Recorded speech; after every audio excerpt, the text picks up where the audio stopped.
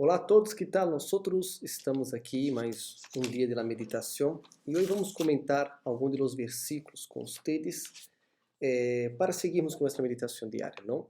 Aí nós começamos a parte de la lâmpada, não?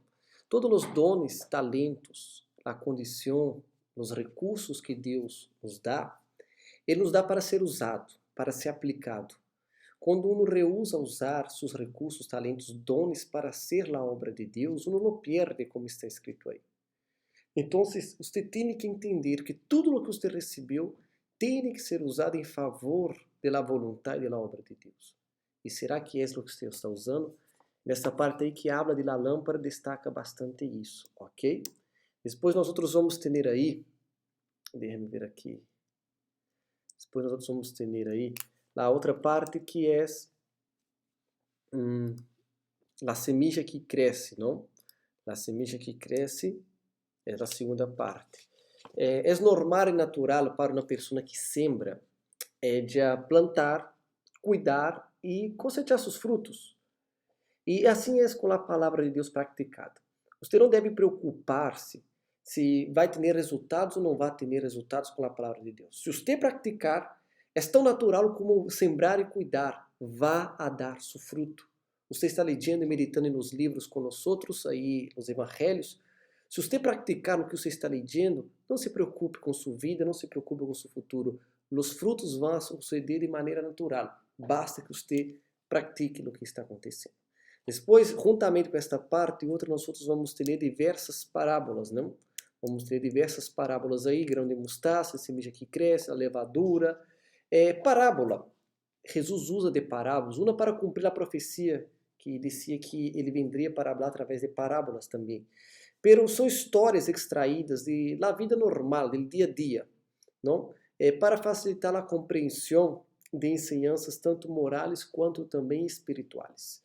Havia muitas coisas que Jesus queria ensinar do campo espiritual, da vida moral, que se ele for ensinar com o linguagem que ele tinha, o que saberia, muita gente ia entender muito menos. Então a parábola foi uma maneira de ele ensinar, falar de coisas tão profundas, necessárias, importantes, e que a gente lo entendiera. Usar coisas do dia a dia, da rotina nossa, para facilitar nosso entendimento. Isso é as parábolas. E aí vamos ter um momento que ele habla bastante através da parábola. Por exemplo, depois ele vai falar da parábola do tesouro escondido e da perla, que é quase a mesma coisa.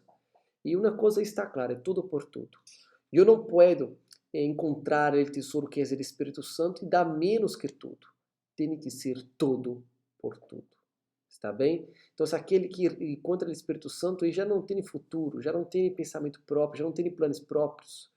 Ele, a hora, ele encontrou tudo. Então, tudo para ele já não tem valor, porque ele encontrou o que tinha valor de verdade. Por isso que essas duas parábolas são fantásticas para aqueles que querem o Espírito Santo, para entender que é necessário tudo por tudo. Depois vamos ter a parábola dele grano de mostaça, não? Já passamos aí, dele grano de mostaça, que claramente é algo muito interessante, porque é uma pequena semilla que se envolve a maior das hortaliças. Se torna um pequeno árvore, um árvore muito grande, não? Tratando-se de hortaliças, não? Isso é o que é tratando-se da obra de Deus, de servir a Deus. Tudo o que você hace não passa na semilla, bem pequena, e o que você vai cosechar não se pode medir, é a maior das hortaliças. Então, tudo que você pode fazer aqui nesta terra é muito pouco, mínimo, como um grão de mostaça, comparado com o que nós vamos ter na eternidade. Então, não se preocupe, apenas busque ser a vontade de Deus, está bem? Depois nós vamos ter aí a parte onde que habla de lo que cuesta seguir a Jesus, não? E aí você vê duas ocasiões, né, relatando. Primeiro, ele que queria enterrar a seu padre que havia morto. E de verdade, pensa comigo, será que Jesus não poderia ter um pouquinho mais de sentimento e permitir? E depois, do outro homem que quer despedir-se de sua família, que mal há em despedir de sua família. Só que esses dois homens, eles usaram uma palavra que é clave para entender essas duas coisas. O homem disse, deja primeiro enterrar meu padre. E o outro disse, deja primeiro despedir-me de minha família. E é algo que você tem que entender claramente, eu tenho que entender, tratando-se de Deus, Ele primeiro é sempre Ele. Você nunca pode poner nada como primeiro. E como destacou aí, a obra de Deus é prioridade. Então, sempre que você vai fazer algo para a sua vida, que nunca seja Ele primeiro, a prioridade. Quando ser a prioridade primeiro, você perderá com Deus.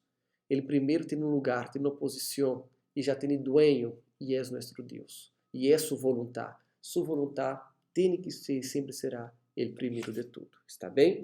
Seguindo mais aí, hoje dia foram bastante temas, não? São versículos pequenos, mas foram bastante temas. Temos da parte em que ele acalma, não? Calma a tormenta, a tempestade. E você vê que é algo bem claro. Aí em Marcos, capítulo 4, versículo 35, que é ele segundo livro, não? Mostra claramente que Jesus, e Lucas também habla, creio que só em Mateus que não habla, que Jesus disse, vamos ao outro lado. Acabou. Ele deu a palavra, ele próprio Deus a palavra. O que ele falava era verdade, é a Bíblia. Se ele disse que vamos ao outro lado, vamos. Então, os discípulos não poderiam ter dado espaço às dúvidas. E aí está a grande questão. A mesma coisa aconteceu quando hablamos de la niña, não, que foi ressuscitada. Quando você tem uma palavra de Deus, quando você tem um versículo, uma promessa de Deus, do Senhor Jesus, ou seja, você tem que se firmar e crer em média. Podem vir sentimentos que seja. Quando hablamos de la hija de Jairo, chegou a notícia que já havia morto. Então ele tinha o sentimento da notícia mala e tinha também a promessa de que Jesus ia curar. Então, você sempre vai quedar entre os sentimentos do momento e a promessa. Neste caso, eles quedaram com o sentimento de medo, da tempestade, do relâmpago, dos truenos, toda aquela coisa toda. E eles quedaram entre esse sentimento de medo e a palavra. E infelizmente eles se entregaram aos sentimentos. Quando Jesus se referiu a esses homens de pouca fé, se refere muito a isso. Em aqueles que dão mais ouído aos sentimentos que à fé. Não se olvide, os sentimentos gritam, mientras a fé e o Espírito tem voz suave. Cuidado com os sentimentos. Toda vez que eles gritarem, eles devam ser olvidar a palavra, a promessa. Não permita que isso aconteça. Está bem? E para concluir aí, vamos ver o que tem mais. Liberação de los dos endemoniados, não? Pero antes vai falar de outra parte mais. Aquele de poner a mão no arado e não volver atrás. Isso aí significa dizer claramente, quem se mete ao trabalho da obra de servir a Jesus, de servir a Deus, não pode mirar atrás. E neste momento, poner a mão no arado e mirar atrás, o arado ele iba haciendo hueco na terra, os bois ralavam, não? O arado, a junta de bois ralava, e o arado era uma ferramenta que você metia na terra e você havia assim ele caminho para você sembrar as semillas. E quando uno ponia a mão no arado e mirava atrás, uno saía da linha, perdia o controle. Significa dizer uma coisa bem simples.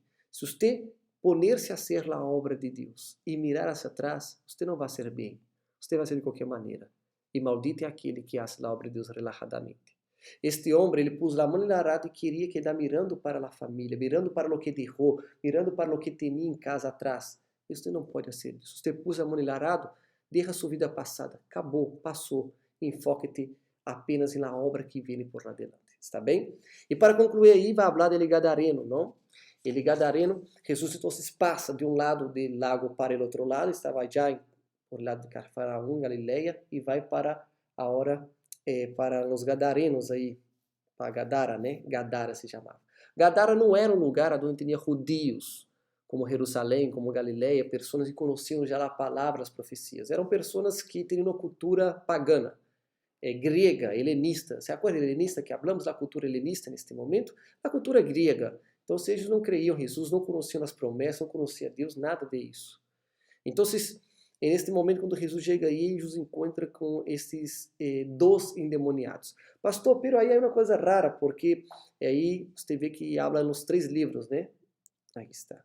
Habla Mateus, Marcos e Lucas. Pastor, Mateus habla 2 endemoniados. Marcos habla 1 e Lucas 1. Em quem eu creio?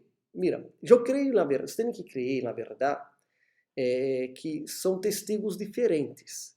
Mateus estava neste momento, Mateus ha visto os 2 endemoniados. Marcos e Lucas não estavam presentes, escutaram a história e escreveram a história. Ok? Mateus sim era discípulo, Marcos e Lucas não eram discípulos direto, apóstolos direto. Pero escutaram as histórias, pesquisaram as histórias e escreveram. Agora, isso não quer dizer que há contradições, simplesmente o hecho de que, por exemplo, quem falou a história com Marcos e com Lucas, provavelmente eles destacaram dos endemoniados. Não quer dizer que não tinha 2 endemoniados. Pode ser que ele falou assim, não, mira, pero allá apareceu endemoniado e vindo em direção a Jesus e tudo. Ele dá destaque a endemoniado e Lucas e Marcos deviam ter pero pode ser que tenha 2, não há nenhum problema. Então, aí neste momento vamos supor que haviam 2 endemoniados gadarenos, segundo o que Mateus ele descreve aí, já que ele foi um testigo ocular, ele ha visto, está bem? É só o título de aclarar, pero é igual, não há contradições na Bíblia, são pessoas que escreveram diferente. Isso é importante. Por ser escritores diferentes e ter histórias bem equivalentes, isso dá muito valor para a palavra. Então, é o momento que Jesus encontra e libera estes endemoniados, não? E você vê que é muito interessante que morreu aí nesse cerca de 2.000 chanchos, não, cerdos, a morte neste momento, e rechaçaram a Jesus depois disso. Eu creio que por 2 motivos principais, por medo e também por prejuízo econômico que tiveram, não queriam que Jesus estivesse cerca.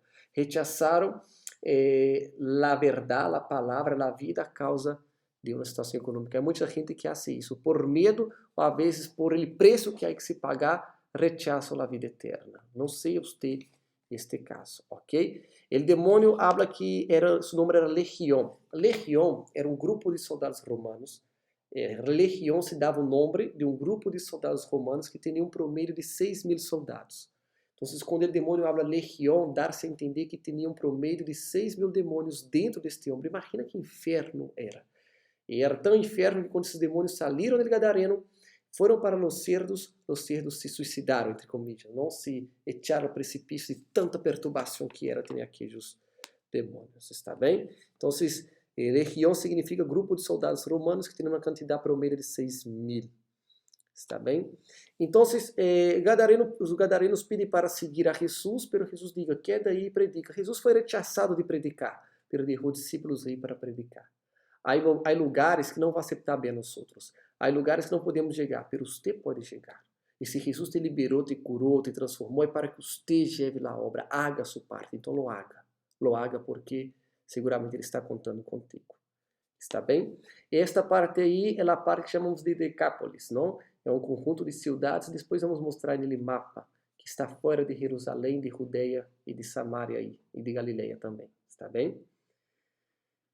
Ok. E assim como os demônios, eles quando viram a Jesus, se prostraram e reconheceram a Jesus, os demônios também reconhecem aqueles que são de Deus. Quando um é de Deus, aonde chega, os demônios daquele lugar têm que rendir-se, não a ele, mas ao Espírito que está em ele. Então, seja de Deus, para que assim você venha subjugar todo e qualquer tipo de espírito que intenta contra você e tenta amarrar sobretudo o caminho da obra de Deus que você está levando, está bem? Que Deus bendiga a todos vocês e até a nossa próxima meditação.